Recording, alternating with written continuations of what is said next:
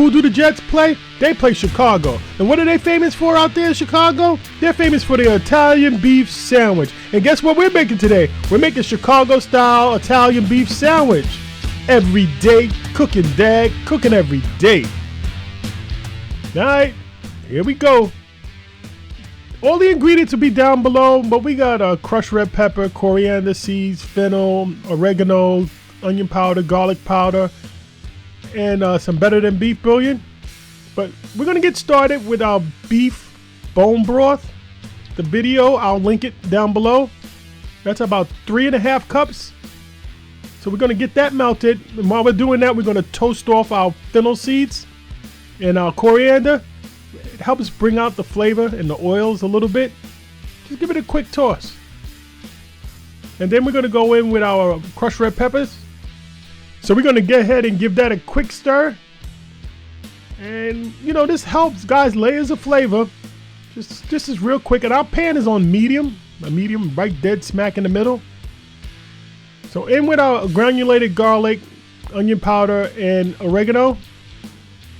And then in with our toasted fennel seeds and crushed red pepper.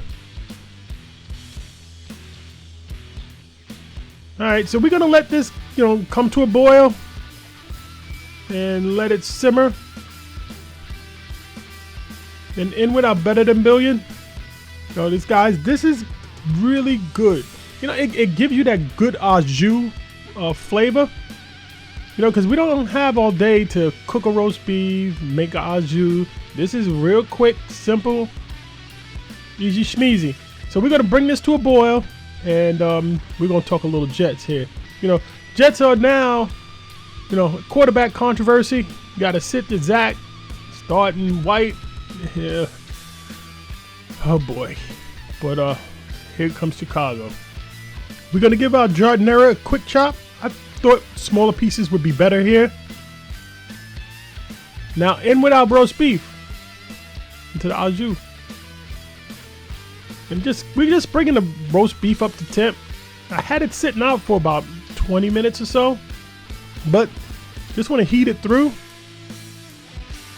And then right out of the au jus, and we're gonna take this and we're gonna put it right onto our bread. Guys, my mouth is watering already. The combination of the giardiniera, the saltiness and the briny of that with the meat and the au jus.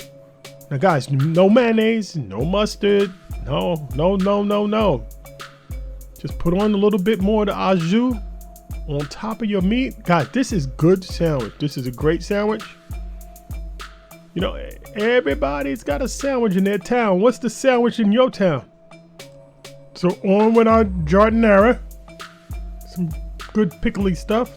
You gotta put on a little bit more au jus, right? And you want to have a crusty French bread so it can hold up to all that wetness,